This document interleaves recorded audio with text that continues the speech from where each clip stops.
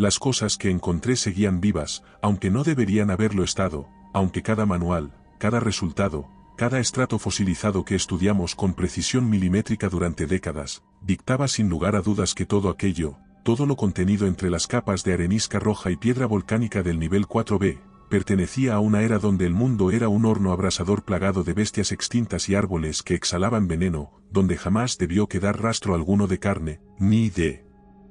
humedad, ni de calor, y sin embargo allí estaba, frente a mí, a escasos centímetros del pincel que temblaba entre mis dedos, una estructura ósea blanda, articulada como la de un primate, pero sin calcificación visible, sin la rigidez esperada, con ligamentos que parecían aún tensos, aún húmedos, aún vivos, y una tibieza que ningún fósil, por más protegido que esté, por más sellado entre capas geológicas intactas, puede conservar tras miles de siglos. No supe al principio que estaba mirando, no quise admitirlo, porque lo que descubrimos aquel mediodía de calor insoportable bajo el sol brutal del Rift era tan antinatural en su contexto, tan ajeno a cualquier interpretación académica, que lo primero que pensé fue en una broma, en una intrusión reciente, en un fraude quizá, aunque el nivel estaba intacto, el polvo no mostraba señales de movimiento, los sedimentos habían sido removidos centímetro a centímetro durante semanas sin hallar distorsión, y lo que yacía allí, no solo estaba conservado de forma imposible, sino que parecía responder al tacto, como si llevara poco tiempo enterrado, como si acabara de fallecer, o peor aún, como si todavía no lo hubiera hecho del todo. Si te gustan las historias de terror, suscríbete y activa la campana. Comencemos. Cuando toqué con la yema de los dedos la superficie del hueso expuesto, esperando la frialdad mineral de cualquier fósil, sentí una resistencia húmeda, una textura que cedía bajo la presión, como si aún hubiera algo fluyendo en alguna parte, y me aparté de golpe, jadeando, con el corazón palpitando con violencia, incapaz de articular palabra mientras intentaba procesar lo imposible. Instalamos el campamento al borde del yacimiento, dividimos las cuadrículas según el protocolo y comenzamos a excavar con respeto, porque sabíamos que pisábamos uno de los territorios más antiguos de la historia, un valle donde habían aparecido restos de Australopithecus afarensis, herramientas primitivas, huesos que contaban historias de hace 3 millones de años, y lo hicimos bien, al menos al principio, con cuidado, con la emoción casi infantil de quien descubre fragmentos del origen, hasta que llegaron ellos, los contratistas de una de las empresas que nos financiaban, con sus máquinas de perforación, sus sensores de profundidad, sus drones que sobrevolaban el sitio sin pedir permiso. Una mañana, sin previo aviso, colocaron una carpa blanca a unos 100 metros del área delimitada, junto a una formación rocosa que había sido excluida del plan original, y al día siguiente, al llegar, vimos que habían comenzado a excavar, no con pinceles ni espátulas, sino con taladros sónicos y grúas que removían toneladas de tierra en cuestión de horas, abriendo un corte vertical en la roca que descendía por capas que pertenecían a una zona sin autorización de sondeo. Nadie del equipo principal fue consultado, pero todos fuimos testigos, todos vimos cómo lo que había sido una excavación científica se transformaba, y no incluía conocimiento, ni preservación, y aunque algunos protestaron, aunque se alzaron voces con términos como patrimonio, violación de protocolos, daño irreversible, las decisiones ya estaban tomadas, y lo que se desenterró en esos días no llegó a ser compartido en reuniones ni registrado en bitácoras, fue transportado directamente en cajas selladas. Fue en la tercera semana de trabajo, cuando el sol comenzaba a levantar y el calor se volvía más insoportable, cuando los refrigeradores de muestras empezaron a fallar y los generadores se apagaban brevemente durante la madrugada sin razón aparente, que descubrimos las huellas, y no me refiero a marcas dejadas por animales o rastros de erosión, no, me refiero a impresiones claras, profundas, imposibles de confundir, de lo que parecían ser pies humanos, con talón, arco y dedos marcados en la superficie arcillosa de una capa que, según los análisis previos y todas las pruebas de datación por carbono, debía llevar más de 30.000 años intacta, sellada bajo metros de sedimento comprimido, una capa que ningún ser vivo, y mucho menos uno con pies humanos, podía haber pisado sin alterar el estrato superior, sin dejar evidencia de acceso. Lo primero que pensamos fue en una intrusión, quizá un error en el sellado del lugar, una fisura causada por las máquinas de la empresa o alguna filtración de agua que hubiera alterado la compactación del suelo, pero a medida revisaron los cortes verticales, todos llegamos a la misma conclusión, la capa no había sido alterada desde su formación original, y sin embargo ahí estaban esas huellas, trazadas en perfecta secuencia, separadas por pasos regulares, con una profundidad coherente con el peso de un adulto, orientadas hacia el interior de un túnel lateral que apenas habíamos comenzado a explorar y que en los días anteriores habíamos descartado por considerar que no contenía nada relevante, un túnel que desde entonces empezamos a mirar con una mezcla de cautela y ansiedad, porque si algo podía moverse por capas selladas, si algo podía entrar y salir sin interferir los niveles superiores, entonces no estábamos ante un intruso común, ni siquiera ante un fenómeno natural, sino ante una entidad que comprendía, o al menos percibía, la estructura del terreno mejor que nosotros. Las huellas aparecieron al amanecer, justo después de una noche en que varios miembros del equipo oyeron ruidos, crujidos de grava, pasos leves cerca de las tiendas, aunque nadie vio nada y todos lo atribuyeron al viento o a la actividad de roedores, pero ahora esas excusas no bastaban, las impresiones eran frescas, no tenían más de unas horas, lo sabíamos por la forma en que el borde aún conservaba humedad, por la nitidez de las marcas, por la ausencia de polvo depositado.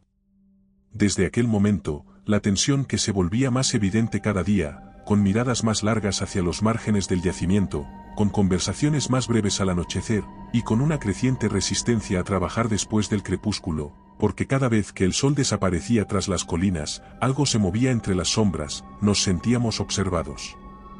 El primero en desaparecer fue un operario local, un muchacho delgado de rostro tranquilo y sonriente al que todos conocíamos por su apodo, porque su nombre verdadero era impronunciable para la mayoría de nosotros. Recuerdo que esa mañana él fue asignado a revisar una galería secundaria que se había abierto accidentalmente al retirar un bloque de sedimento que contenía microfósiles, y que parecía dirigirse en pendiente suave hacia el subsuelo, y aunque no era común enviar a alguien solo, aquel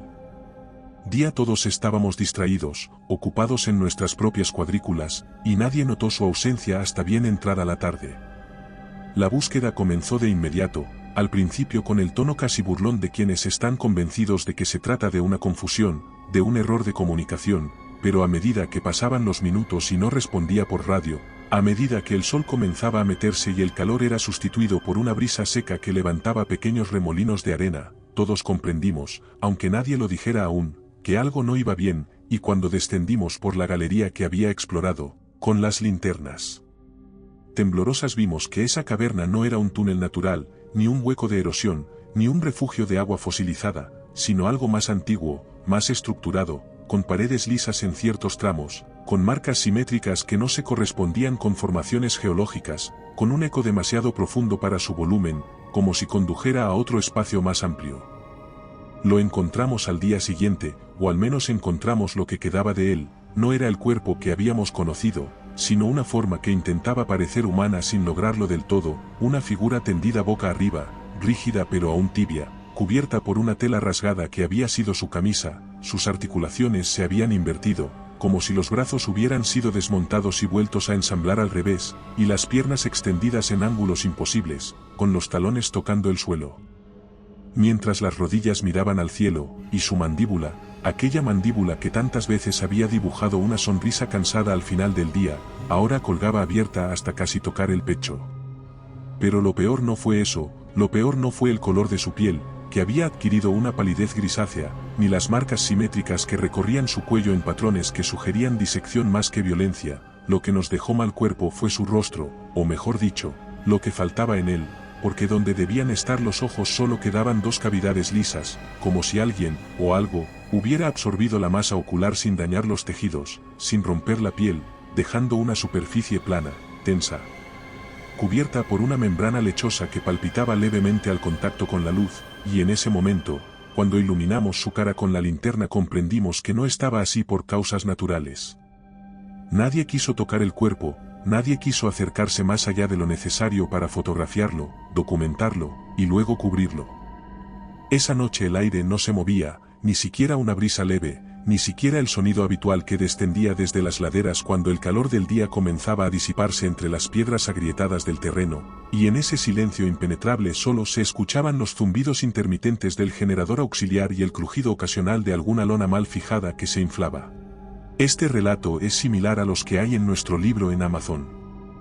Si quieres más historias como esta, encuéntralo en la descripción. Lo vimos a la mañana siguiente, justo cuando el sol emergía tras las colinas erosionadas del este y proyectaba esas sombras alargadas que deformaban todo lo que tocaban, desde la distancia, durante apenas unos segundos, cualquiera podría haberlo confundido con un ser humano, con un miembro del equipo desorientado, quizá herido, quizá infectado por algún agente desconocido, pero bastaba mirar con más atención para notar la disonancia, para ver que las proporciones no cuadraban, que la cabeza era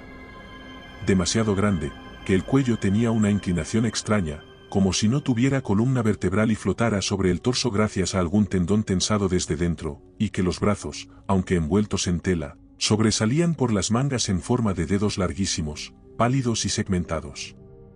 Lo vimos caminar entre las carpas, rodear la mesa de trabajo donde había herramientas, informes, botellas medio vacías, mapas manchados de café y polvo volcánico, lo vimos detenerse frente a la caja de primeros auxilios, inclinar la cabeza en un gesto que simulaba curiosidad, alzar un brazo demasiado largo y empujar con la palma como si imitara el movimiento que alguna vez nos vio hacer, como si intentara entender qué hacíamos, cómo lo hacíamos, por qué nos movíamos de cierta forma o emitíamos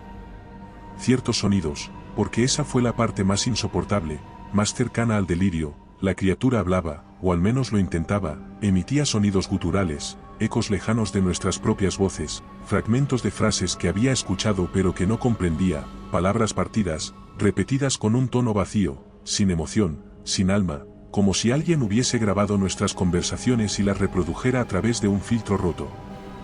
Está bien, decía, con una voz que no era voz sino una imitación burda, solo que con un ritmo forzado, con las sílabas espaciadas de manera errática. Tú necesitas ayuda, repitió una y otra vez mientras giraba la cabeza hacia donde sabía que estaban las cámaras, hacia donde sabía que alguien lo observaba desde dentro de la tienda principal, y ese momento, esa frase, ese instante en que aquella cosa vestida con ropa humana recitaba una línea que habíamos escuchado el día anterior, nos dejó paralizados. Comprendimos que no solo nos estudiaba, sino que memorizaba nuestras palabras e intentaba aplicarlas. La criatura permaneció unos minutos más, moviéndose por el perímetro como si no supiera que la veíamos, o como si no le importara, y después se alejó caminando hacia el mismo túnel por donde lo habíamos visto emerger, con ese paso asimétrico, y con la voz aún repitiendo frases desordenadas, palabras que parecían formar una letanía que combinaba nombres propios, fragmentos de instrucciones médicas, bromas internas, órdenes sencillas, todo mezclado sin lógica, como si hubiera abierto nuestra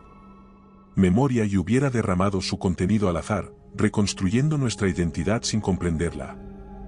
Desde ese momento, nadie dejó pertenencias personales fuera de las tiendas, y cada vez que alguno de nosotros hablaba, lo hacía con cuidado, temiendo que cada palabra pudiera ser escuchada, temiendo que lo que una vez nos definió como humanos pudiera volverse en nuestra contra, como una prueba más de que estábamos siendo suplantados lentamente, no por algo que quería ser nosotros, sino por algo que necesitaba nuestra forma para algo que aún no entendíamos.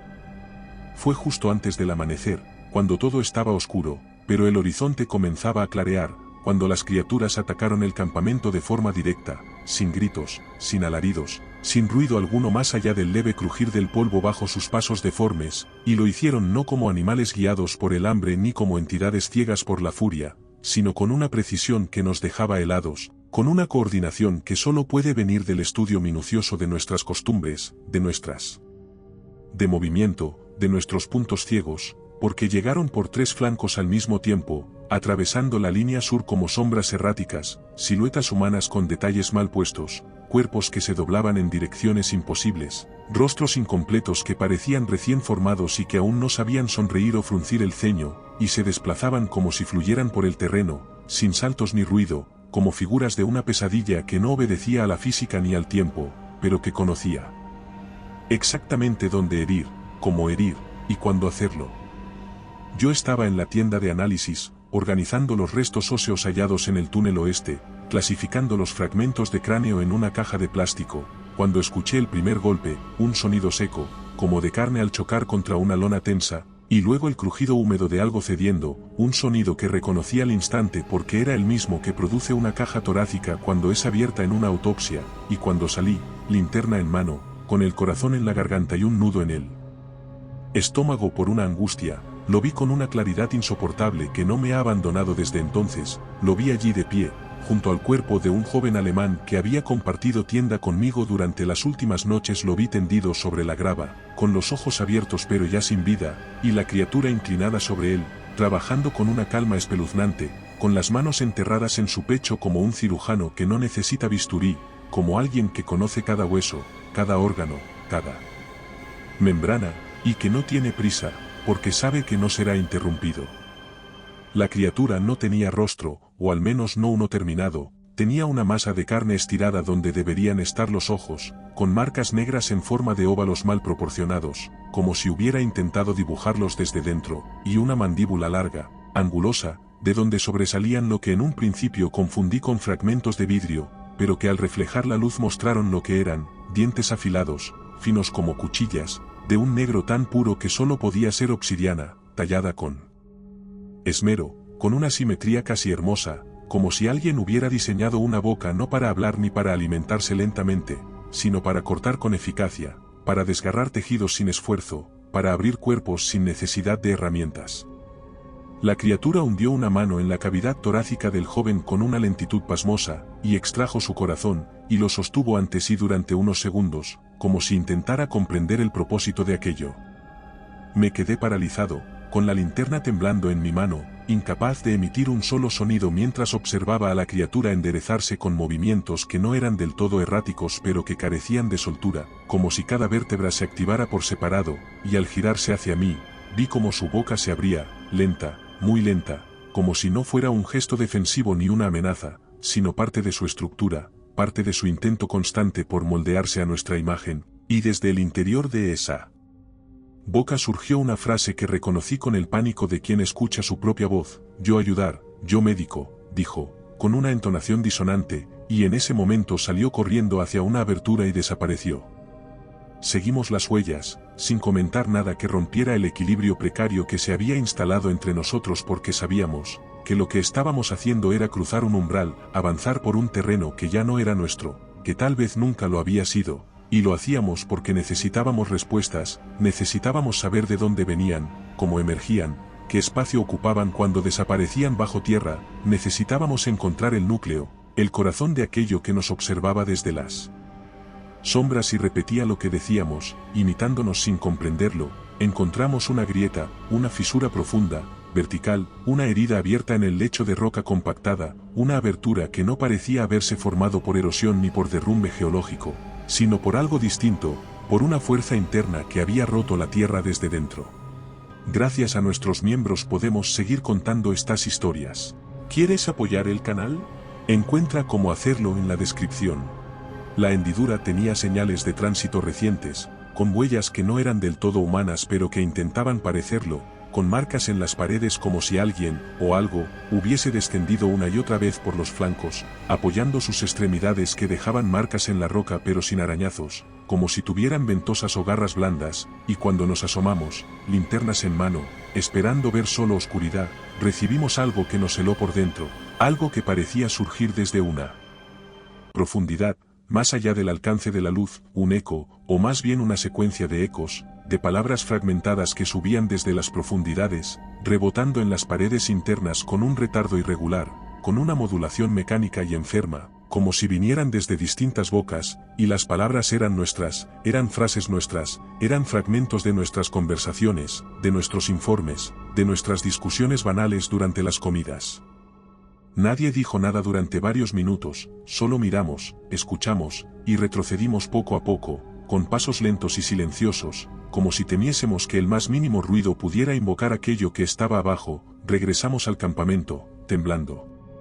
Uno de los técnicos que controlaba las vibraciones sísmicas del subsuelo nos llamó en voz baja, y nos mostró el monitor, nos señaló el gráfico, y ahí, en las ondas más profundas, vimos como algo se movía hacia arriba, pero no solo por la grieta en la que habíamos estado, sino también por otras rutas. El cuerpo había caído con un crujido seco, entre las sombras de la tienda médica, después de recibir una descarga de alta tensión que habíamos diseñado para repeler, para ganar tiempo. La criatura, aún tibia, presentaba una piel translúcida bajo la cual podían verse trazos de luz que se encendían y apagaban con un ritmo irregular, como si algo dentro de ella respirara o emitiera señales constantes, señales que no estaban dirigidas a nosotros sino hacia el interior, hacia sí misma o hacia otros que compartieran su misma estructura, y cuando comenzamos a cortar con bisturís, descubrimos una estructura imposible, una anatomía que parecía haber evolucionado por caminos divergentes al nuestro, como si en lugar de un corazón único tuviera dos núcleos de bombeo coordinados entre sí mediante canales de fluido de distinta viscosidad, como si sus huesos no fueran huesos sino placas retráctiles que se ocultaban bajo la masa muscular para permitirle cambiar de forma, encogerse, alargarse, plegarse dentro de cavidades inverosímiles, y aún más estremecedor fue descubrir que sus nervios no formaban una sola red, sino dos, dispuestas en paralelo, una superficial, rápida, eléctrica, como la nuestra, y otra más profunda, más lenta, más gruesa, una red secundaria que parecía destinada a almacenar patrones, a conservar información en forma de impulsos térmicos o lumínicos, como si aquella criatura no solo percibiera el entorno sino que lo memorizara al nivel molecular. La médula espinal no estaba centrada sino bifurcada, dispuesta en dos líneas que bajaban por los flancos de la columna y se unían a la altura de la pelvis, como si la parte inferior del cuerpo hubiese sido diseñada para una locomoción distinta, para un terreno que no era este, quizá para moverse en espacios sin gravedad constante o sobre superficies blandas y oscilantes, y los órganos que localizamos no coincidían con ningún sistema conocido, algunos emitían pulsos de energía térmica, otros vibraban a frecuencias inaudibles, otros simplemente parecían estar ahí como vestigios de una forma anterior, como si ese cuerpo hubiese sido el producto final de una larga secuencia de versiones previas, como si lo que teníamos ante nosotros fuera una criatura creada por piezas, y eso nos hizo dudar de su origen, no porque no pudiéramos rastrearlo en la evolución terrestre, sino porque la complejidad de su construcción sugería una intervención, un propósito, una planificación que no podíamos atribuir a procesos naturales conocidos. Cuando retiramos la capa dérmica principal, descubrimos que bajo ella se extendía una membrana de tejido bioluminiscente, organizada en bandas horizontales que se activaban al ser tocadas, que cambiaban de color al contacto con la temperatura corporal, como si reaccionaran a nuestra presencia, y cada nueva sección que abríamos traía consigo una mezcla de fascinación y espanto, y comenzábamos a tratarlo como un espécimen, como un hallazgo, como un descubrimiento de otro mundo. Los análisis genéticos fueron inconclusos, las cadenas de ADN no coincidían con ningún organismo terrestre, y sin embargo, en ciertas regiones de su estructura celular, aparecían secuencias parcialmente humanas, fragmentos de código que no pertenecían a su diseño original, que parecían haber sido injertados o absorbidos, quizá por contacto, quizá por consumo, y eso nos dejó paralizados, porque implicaba que aquello podía integrar a sus víctimas en su propio sistema, no solo copiarlas, no solo imitarlas, sino convertirlas en parte de él, y lo hacía con una naturalidad estremecedora, como si fuera parte de su función, como si replicar la vida humana fuera un paso intermedio en un proceso mucho más vasto, mucho más siniestro. La noche llegó como siempre, con esa lentitud que caracteriza a los atardeceres del lift, dejando tras de sí una estela de calor suspendido en el aire, una oscuridad sofocante que aquella noche en particular lo notamos todos, por el silencio, por la forma en que el viento no soplaba, en que los insectos no zumbaban, en que los generadores, aún activos, parecían retumbar demasiado fuerte en nuestros oídos como si el entorno hubiese apagado todo lo demás, y las sombras proyectadas por las tiendas eran más largas. La primera señal de que algo estaba a punto de suceder fue la caída de tensión eléctrica, y en ese instante el zumbido constante del generador cambió de tono, dejó de vibrar y pasó a emitir una serie de jadeos, y luego se detuvo por completo, como si algo lo hubiese cortado los cables, y en el instante en que el campamento quedó en completa oscuridad, con las luces apagadas, las tiendas sumidas en oscuridad, los refrigeradores de muestras apagados y las pantallas en negro, supimos que la protección ilusoria que nos proporcionaba la tecnología había sido arrancada de cuajo, y que ahora estábamos desprotegidos. Intentamos encender las linternas, pero no respondieron, los focos portátiles tampoco, los sistemas de emergencia no se encendieron, como si fuera algo más que una avería, y entonces lo vimos, o más bien lo intuimos primero, porque desde el centro del campamento, entre las sombras, comenzó a surgir un resplandor débil, pulsante, como un latido de luz que no venía de ninguna fuente artificial, una luminiscencia biológica, verdosa, tenue, que parecía filtrarse bajo la lona de una de las tiendas y avanzar lentamente, muy lentamente, como si tanteara el terreno, y después, más allá, en la zona de carga, aparecieron otros destellos, y solo entonces comprendimos que las criaturas estaban allí, entre nosotros, desplazándose con calma absoluta, como si no tuvieran prisa, como si no necesitáramos correr porque ya sabían hacia dónde íbamos, ya conocían nuestras rutas, nuestras reacciones, nuestros miedos. Lo primero que oímos fue un quejido breve, seguido de un golpe, y lo que vino después fue una frialdad que no dejaba espacio para el azar, porque no hubo carreras alocadas, no hubo huida masiva ni confusión, solo cuerpos que desaparecían en la oscuridad, arrastrados por figuras que apenas podíamos distinguir, cuerpos que eran levantados del suelo con una facilidad inhumana. El resplandor de la piel de las criaturas era lo único que nos permitía ubicarlas, verlas avanzar, verlas levantarse. Detrás de las tiendas como espectros bioluminiscentes. Vi a un geólogo correr hacia el centro del campamento con una bengala de fósforo en la mano, y como una de esas cosas lo interceptó en mitad del salto, lo tomó del torso con un brazo desproporcionado y lo partió como se parte una rama seca. Lo más insoportable fue que la criatura simplemente dejó su cuerpo en el suelo y siguió caminando, como si el solo hubiese sido una interrupción en su trayecto, un obstáculo mínimo, como si estuviéramos siendo eliminados porque ya habían aprendido lo suficiente de nosotros. Durante un tiempo, el campamento fue un teatro de sombras donde la única luz era la que brotaba de la piel de nuestros verdugos, pulsante, hipnótica, y cuando por fin amaneció, cuando la primera luz azul del alba tiñó el cielo y disolvió las sombras, y aún entonces, aún con la claridad avanzando sobre la tierra, juraría que bajo la superficie seguía brillando algo, un resplandor pálido que palpitaba desde las grietas, esperando la próxima oscuridad para volver a completarse. Si te gusta este relato, en nuestro libro encontrarás muchas más historias como esta. Mientras avanzábamos entre los restos del campamento no hablábamos, no mirábamos atrás, solo nos guiábamos por los movimientos mínimos del que iba delante, como animales en retirada, sabiendo que cada sonido podía ser el último, que cada sombra podía ocultar el final, y en ese instante no quedaba nada de la expedición científica que habíamos sido, solo 3 figuras encorvadas por el agotamiento, rodeadas de una devastación silenciosa que olía a hierro oxidado y a polvo, a restos humanos y a tela quemada, con las linternas apagadas por precaución, avanzando apenas con la claridad que se filtraba. Al ver un cuerpo que aún se movía, la geóloga fue la primera en acercarse, con una rodilla hincada en el polvo y una mano extendida hacia el rostro oculto, y yo quise detenerla, quise gritarle, pero la voz no me salió. Algo dentro de mí, algo profundo, ancestral, me dijo que no lo hiciera, que diera un paso atrás, que corriera, pero no lo hice. Me quedé quieto, viendo cómo su mano temblorosa se acercaba al borde de la lona, cómo sus dedos cerraban sobre la tela con la intención de descubrir el rostro, y cuando lo hizo, cuando levantó el pliegue con un gesto rápido y desesperado, lo que vimos no fue un rostro humano, no fue el rostro que esperábamos, sino una máscara pálida, inacabada, una cara sin rasgos definidos, con una boca demasiado ancha y ojos que no eran ojos sino cavidades cubiertas por una membrana traslúcida que palpitaba como si respirara por cuenta propia, y antes de que pudiéramos gritar, antes de que pudiéramos retroceder, la criatura se alzó con una violencia brutal. Como si la gravedad no existiera para ella, como si hubiera estado esperando ese contacto, ese gesto de compasión, para activarse.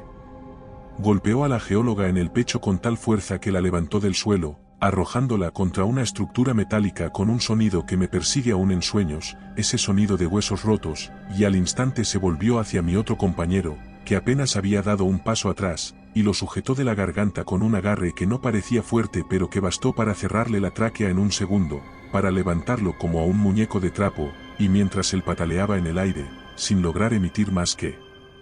un gemido, la criatura acercó su rostro al suyo, tan cerca que sus frentes casi se tocaban, y en ese instante emitió una palabra, una sola, con una voz rota, hueca, que parecía salir desde un lugar muy lejano. Amigo, dijo, y luego le partió el cuello con un giro limpio. Yo corrí, no recuerdo haberlo decidido, no recuerdo haber mirado atrás, solo recuerdo el latido salvaje en mis oídos, la sensación de que el suelo se abría y cerraba bajo mis pies, como si el terreno mismo estuviera vivo y conspirara para retenerme, y mientras me alejaba, mientras la silueta de la criatura quedaba atrás, entre los cuerpos de mis compañeros y el polvo que se alzaba, entendí que no solo imitaban nuestros movimientos, la voz, la conducta, sino que sabían fingir a un herido o la rigidez de un cadáver, Y mientras nosotros buscábamos entre los caídos, ellos nos esperaban tendidos entre los restos, dispuestos a convertir nuestra humanidad en un arma más contra nosotros.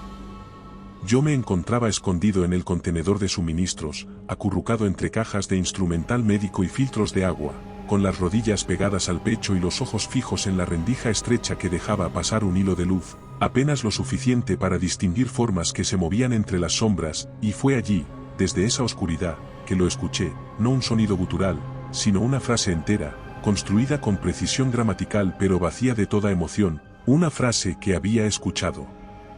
días antes en boca de uno de mis compañeros y que ahora regresaba de labios ajenos, distorsionada por una garganta que no era humana.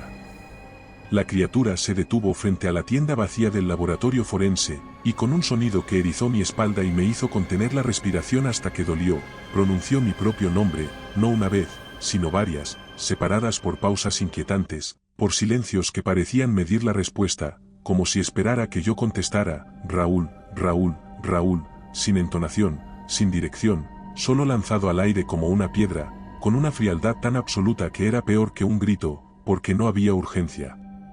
en esa voz. No pude moverme, no pude pensar, solo supe que esa voz no estaba buscando llamar mi atención, no buscaba atraerme hacia una trampa, ya no, lo que hacía era ensayar, como si la criatura quisiera aprender no solo cómo hablamos, sino cuándo y por qué. Escuché durante más de media hora ese desfile de palabras robadas, esas frases recicladas lanzadas al aire como si intentaran construir un idioma que no era suyo, y en ese instante supe que ya no bastaba con esconderse, ni con correr, porque no solo estaban acabando con nosotros, nos estaban reemplazando hasta que ya no quedara nada que fuera verdaderamente nuestro, solo imitaciones que caminaban, que hablaban, que respiraban, pero que nunca habían comprendido lo que significaba ser humano. La desesperación me llevó a una sola idea nacida del instinto más básico, de ese reflejo ancestral que aún sobrevive en nuestra especie y que nos lleva a quemar todo cuando ya no queda otra salida, cuando la oscuridad avanza sin forma ni nombre y lo único que queda es purgarla con llamas, y así, con las manos temblorosas y el corazón golpeando las costillas, reuní lo poco que nos quedaba de combustible, bidones de reserva que habíamos guardado para el generador, restos de aceite, restos de alcohol, incluso las muestras químicas inflamables del laboratorio, todo lo que pudiera arder, todo lo que pudiera descender hasta el corazón del pozo abierto en la tierra.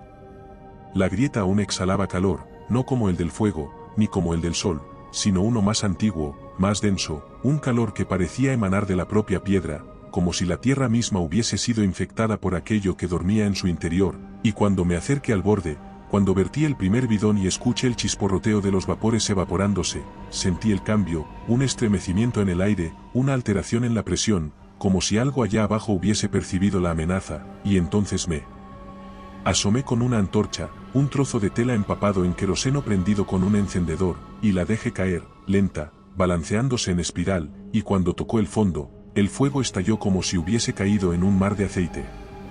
La llamarada no fue vertical, no fue un chorro ascendente, fue una expansión horizontal, una lengua ancha de fuego que se encendió en capas, en oleadas, como si hubiera oxígeno atrapado en las galerías subterráneas, como si todo el sistema respirara por esa grieta y ahora ardiera por dentro, y durante unos segundos el rugido fue tan intenso que creí que la tierra misma iba a resquebrajarse, que todo iba a hundirse, que había desencadenado un cataclismo, pero no fue así, lo que ocurrió fue más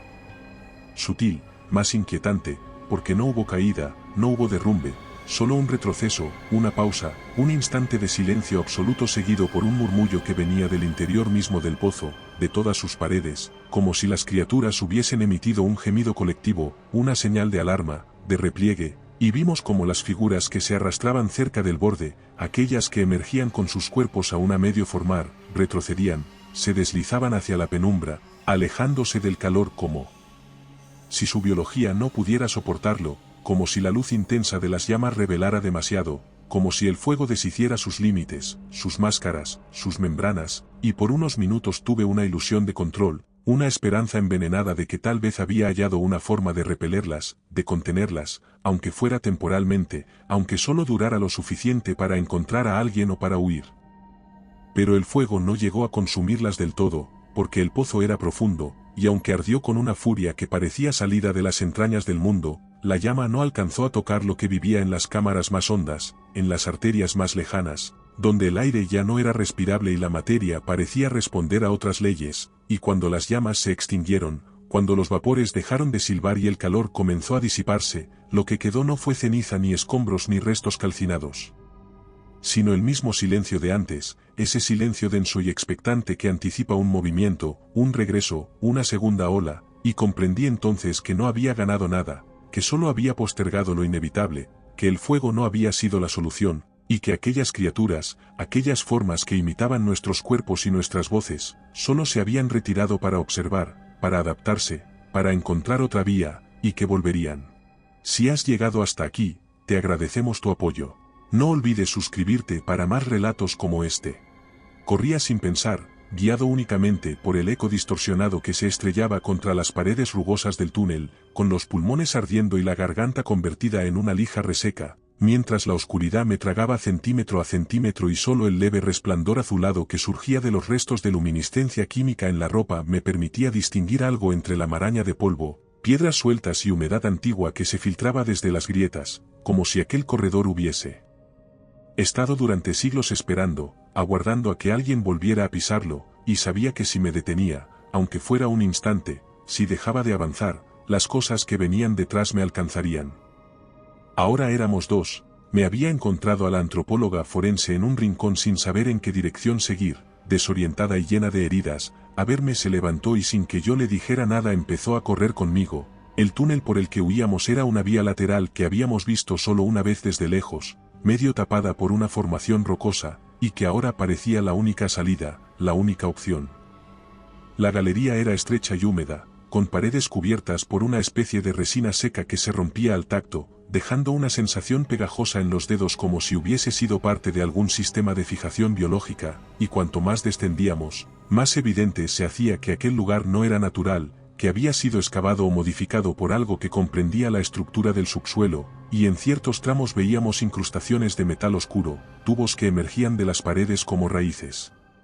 petrificadas, cables fusionados con la roca, y esqueletos, restos humanos deformados, fundidos con esas estructuras como si en algún punto sus cuerpos hubiesen sido absorbidos o integrados por el entorno, como si los hubiesen usado como componentes, como material de construcción, y uno de los cráneos tenía aún las gafas puestas, pegadas al rostro por una capa de sedimento endurecido, con la mandíbula desencajada y los dientes cubiertos de una sustancia blanquecina que parecía haber brotado de dentro hacia fuera. El aire se volvió más denso, más húmedo, más caliente, como si estuviéramos entrando en un cuerpo, y yo sentía los oídos taponados, no por presión, sino por una vibración que no cesaba, una especie de zumbido grave que se instalaba justo en la base del cráneo y que se volvía más intenso cada vez que pisábamos las placas metálicas que aparecían intermitentemente en el suelo, como si estuviéramos activando algo con cada paso, una alarma, una señal, un mensaje que descendía hacia el núcleo de aquello que nos había estado estudiando. Cada vez que creíamos ver una bifurcación, una posible salida, el camino se cerraba en espiral, se retorcía hacia abajo, como si no estuviéramos escapando sino adentrándonos más, como si el túnel no nos condujera hacia la libertad sino hacia el centro mismo de su consciencia, y comenzábamos a comprender que aquello que nos perseguía cazaba en la oscuridad porque era su hábitat, su entorno. La sensación fue como un golpe en el estómago, un descenso súbito de temperatura corporal, no por frío, sino por rechazo, por repulsión visceral al comprender, sin necesidad de explicaciones, que aquello que se extendía ante nosotros no era natural, no era arqueológico, no era el resultado de la erosión ni del tiempo, sino una creación, una construcción orgánica nacida del intento de imitación, del deseo monstruoso de replicar lo humano sin entenderlo del todo, y en el centro de la cámara, extendidas en hileras imperfectas, apoyadas unas sobre otras, colgadas desde cavidades en el techo o alineadas en el suelo como muñecos rotos, había formas, cuerpos, estructuras que intentaban ser personas pero que fallaban en el intento, una y otra vez, con una obstinación patológica, como si quien las hubiese hecho no comprendiera el límite entre lo posible y lo grotesco, entre el cuerpo y la aberración. Había torsos sin rostro, con el cráneo incompleto y los dientes expuestos como si hubieran sido pegados desde dentro, extremidades en número incorrecto, articulaciones invertidas, pies con dedos duplicados, ojos en lugares que no correspondían, algunos en la nuca, otros incrustados en el pecho, como si la criatura o las criaturas que los habían moldeado solo contaran con una imagen fragmentaria de lo que es un ser humano, o como si ensamblaran según fueran recogiendo fragmentos. Mi compañera cayó de rodillas, al comprender la magnitud de lo que aquello representaba. Las criaturas nos utilizaban como ingredientes y lo hacían sin descanso, sin pausa, con obstinación. En uno de los extremos de la cámara había una mesa, o algo parecido a una mesa, una estructura plana formada por placas de hueso y tendones endurecidos, cubierta de extensiones de cuerpos, cuchillas que alguna vez fueron costillas, pinzas hechas con dedos, bisturís hechos a partir de colmillos humanos, y sobre esa superficie yacía un cuerpo aún fresco, aún caliente, que se parecía demasiado a mí, no solo en el rostro, no solo en el pelo, sino en los detalles, en una cicatriz que tenía desde pequeño, en la marca de nacimiento de la espalda. Ver esa réplica incompleta, fue como mirarme desde un espejo fracturado que solo devolvía una parte de lo que era, la parte que otros habían considerado útil. En ese instante todo se redujo a una sola verdad aplastante: teníamos que correr, teníamos que escapar, sin tener idea de lo que nos esperaba más allá de aquel corredor asfixiante, solo correr, como lo hace un animal que ve venir el fuego y sabe que no hay refugio, solo que tiene que correr lo más rápido que pueda. Lo que nos delató fue un leve crujido de grava bajo nuestras botas, donde todo estaba en silencio, y entonces lo supimos: nos habían detectado, estaban ahí, atentos, despegándose de las paredes, bajando desde los huecos del techo, surgiendo desde las fisuras como si las piedras dieran a luz a formas torpes, humanas pero incompletas, todas ellas diferentes pero unidas por esa misma torpeza espeluznante. Comenzaron a avanzar, a paso firme, sin prisa, sino con la determinación de quien ya ha hecho esto muchas veces, de quien no espera resistencia sino entrega. Lo único que nos quedó fue correr, como si el suelo ardiera. Mi compañera iba delante, yo la seguía, tropezando a cada tramo, con la vista nublada por el sudor y el polvo, y el túnel descendía primero y luego comenzaba a subir, como si jugara con nuestras fuerzas, y detrás de nosotros los sonidos se multiplicaban, pasos mal sincronizados, jadeos secos, murmullos que eran nuestras propias voces reproducidas sin alma, frases que habíamos dicho días antes, lanzadas ahora como anzuelos en la oscuridad: espera un segundo, cuidado con la roca, necesito luz. Frases huecas que emergían desde las gargantas de esas cosas que las repetían, las distorsionaban, convirtiéndolas en un arma más. Sentí una sacudida en el suelo, no como un temblor habitual sino como un espasmo profundo, como si algo enorme se hubiese movido más abajo, y luego otra, y otra más, cada una más fuerte, más próxima, y comprendí que el túnel se estaba cerrando, como si el espacio respondiera a la voluntad de las criaturas, y corríamos sobre un suelo que vibraba, que crujía bajo nuestras botas, mientras del techo caían fragmentos de roca y polvo, las paredes se contraían y el aire se volvía más denso. Vimos la salida, una apertura estrecha desde donde entraba una luz pálida, no del sol, sino de una de las torres portátiles del campamento, aún encendida milagrosamente. Mi compañera apretó el paso, corrió como si el mundo entero estuviera cayendo detrás, y yo detrás de ella, arrastrando mi pierna, cayendo una vez, golpeándome el hombro contra la roca, levantándome sin pensar, solo corriendo, corriendo, corriendo, hasta que estuvimos a metros de la salida. Ella llegó al umbral, lo tocó con la mano izquierda, lo cruzó casi por completo, casi, y entonces algo surgió de la pared, no desde el fondo, no desde el suelo, sino desde el lateral, una de las criaturas más grandes, más completas, con rostro casi humano pero sin ojos, sin nariz, solo una boca enorme que parecía trazada con bisturí desde una oreja hasta la otra, y la sujetó por el torso con una rapidez que desafiaba la lógica, y ella gritó, gritó como no la había oído nunca, con una furia más que con miedo, con la fuerza de alguien que no quiere irse, que se resiste, que aún cree que puede ganar, y luchó con todo el cuerpo, con uñas y dientes, mientras la arrastraban hacia atrás, y yo me lancé, sin pensar, y logré tomarle la mano, apretarla con la mía, pero no bastó, no fue suficiente, porque en ese momento el túnel detrás cayó por completo y se precipitó. Solo sentí como su mano se soltaba, como su voz se alejaba y dijo algo que no entendí, y luego el derrumbe, el estallido de las rocas golpeándome en el costado, arañándome el rostro, y después nada, solo oscuridad, solo silencio, la certeza de que estaba vivo, sí, pero que había salido solo. Después solo recuerdo una secuencia fragmentada de luces, voces distorsionadas, manos enguantadas que me retiraban restos de polvo del rostro, una camilla entre cajas de carga, el zumbido lejano de hélices, Una conversación que nunca entendí del todo entre dos hombres de uniforme que no pertenecían a ningún cuerpo oficial que yo conociera, y después, días enteros de silencio clínico, de habitaciones blancas sin ventanas, de preguntas que no eran realmente preguntas sino pruebas de resistencia. Observaciones disfrazadas de simpatía, anotaciones al margen de mi relato como si el objetivo fuera meterlo en algún término diagnóstico que hiciera todo más fácil, más manejable, más falso. Cuando regresé lo hice con un informe médico bajo el brazo que hablaba de trastorno agudo por estrés traumático, de disociación prolongada, de amnesia selectiva y de ideas delirantes con contenido pseudocientífico, una colección de etiquetas diseñadas para invalidar todo lo que estaba a punto de decir, así que nadie quiso escucharme, ni la universidad, ni el comité de investigación, ni los supuestos representantes de la empresa que había financiado la expedición y que, de manera repentina. Si te está gustando este relato, suscríbete. Y recuerda que comentando nos ayudas a llegar a más gente, siempre os leemos a todos. Si no sabes qué comentar, siempre puedes poner misterioso en los comentarios. Había decidido cerrar el yacimiento por razones de inestabilidad geológica, destruyendo las estructuras temporales, sellando los túneles con maquinaria pesada y enterrando bajo toneladas de roca cualquier rastro de lo que había ocurrido allí.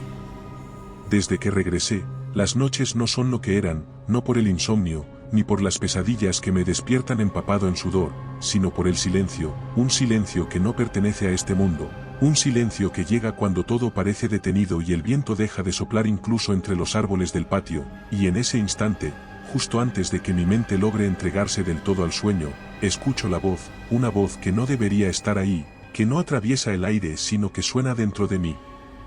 cabeza, como si brotara de la parte más vulnerable de mi memoria, esa donde las cosas aún se confunden entre lo vivido y lo soñado. Al principio pensé que era un residuo, una impresión postraumática, el eco involuntario de tantas voces oídas en el yacimiento, de tantas frases robadas por aquellas criaturas que intentaban hablar sin alma, y traté de ignorarla, de restarle importancia, de convencerme de que solo era mi mente reproduciendo una frase que quizás sí dije y luego olvidé, o que tal vez escuché de labios de algún compañero antes de que lo arrastraran a la oscuridad, pero no era eso, porque la frase siempre era la misma, siempre se repite con la misma cadencia, con el mismo ritmo, con el mismo acento, y no pertenece a ningún recuerdo, no forma parte de ninguna conversación real, no la pronuncié nunca, de eso estoy seguro, tan seguro como lo estoy de que esa voz, esa entonación, ese timbre son los míos, y dice simplemente, no olvides cuál es tu forma. A veces, en los espejos, creo ver un parpadeo que no es mío, una expresión que no coincide del todo, una sombra en los ojos que no estaba antes, y aunque intento apartar esos pensamientos, aunque intento aferrarme a lo evidente, a lo lógico, sé que hay una pequeña fisura en mi reflejo que se amplía cada vez que la voz vuelve a hablar, y tengo miedo, no de lo que pueda hacer, ni de perder la razón, ni de que me encierren, sino de que un día esa frase que jamás dije empiece a tener sentido, y al decirla yo también, por fin, descubra que no soy del todo quien era, que he comenzado a convertirme en algo más, en algo que ya no necesita comprender, solo imitar. Y entonces, cuando la voz regresa en mitad de la oscuridad, con esa precisión estremecedora, con esa calma sin alma, repitiendo sin emoción, no olvides cuál es tu forma, yo me quedo quieto, muy quieto, temiendo que algún día no sea yo quien la escuche, sino yo quien la diga. Tal vez esta historia haya terminado, pero muchas más te esperan. Aquí tienes otra que no deberías oír a solas. Si prefieres relatos más breves, visita nuestro canal de relatos cortos. Y si quieres llevar el terror contigo, nuestro libro en Amazon tiene historias exclusivas. Buenas noches, desde Terreno Misterioso.